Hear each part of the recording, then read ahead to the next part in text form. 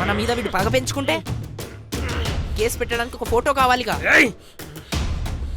వీడితో ఇలా సెల్ఫీ దిగితే ఆ ఫోటో వీడి మీద కేసు పెట్టడానికి పనికొస్తుంది. మనమే వీడిని కిడ్నాప్ చేసినట్టు అనిపిస్తుంది.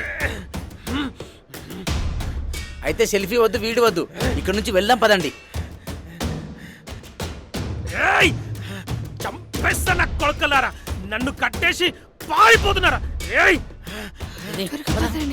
వెళ్దాం, వెళ్ళండి.